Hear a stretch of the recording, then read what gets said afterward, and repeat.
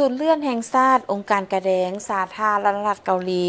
ได้ให้การช่วยเหลือพาหนะและอุปกรณ์แก่องค์การกระแดงแห่งชาติลาวเพื่อนำใช้เข้าในเวียกงานปลุกระดมบริจาคเลือดและตอบสนองเลือดที่ปลอดภัยอยู่ลาวพิธีมอบภาพการช่วยเหลือพาหนะและอุปกรณ์แก่องค์การกระแดงแห่งชาติลาวได้มีขึ้นในวันที่ 16 ธันวาคมที่องค์การกระแดงแห่งชาติลาวกล่าวมอบโดยดร.วอนซูยอง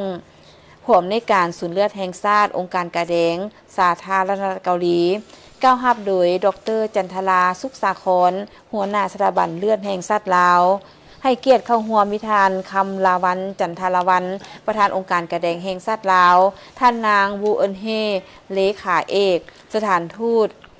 นเอกอัครราชทูตสาธารณรัฐเกาหลีประจำลาวพร้อมด้วยภาคส่วนที่เกี่ยวข้อง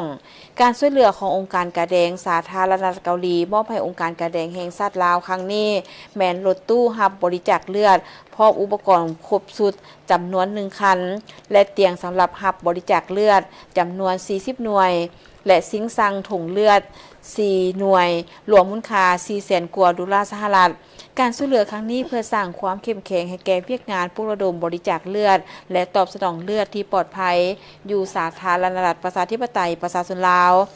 เวียกงานปลุกระดมบริจาคเลือดและตอบสนองเลือดที่ปลอดภัยแม้นเวียกบุริมสิทธิ์หนึ่งขององค์การกระแดงแห่งชาติลาวโดยได้รับการมอบหมายจากรัฐบาลให้เป็นหน่วยงานรับผิดชอบนับแต่ศูนย์กลางฮอดท้องถิ่น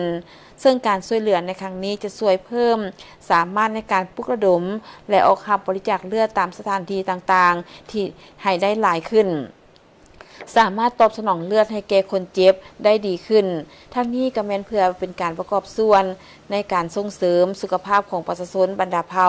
ในขอบเขตทั่วประเทศโดยเฉพาะเป็นการประกอบส่วนในการลดพรการเสียชีวิตของแม่และเด็กป้องกันพยาธิติดต่อและเข้าถึงการบริการเลือดของประชาชนให้หลายขึ้น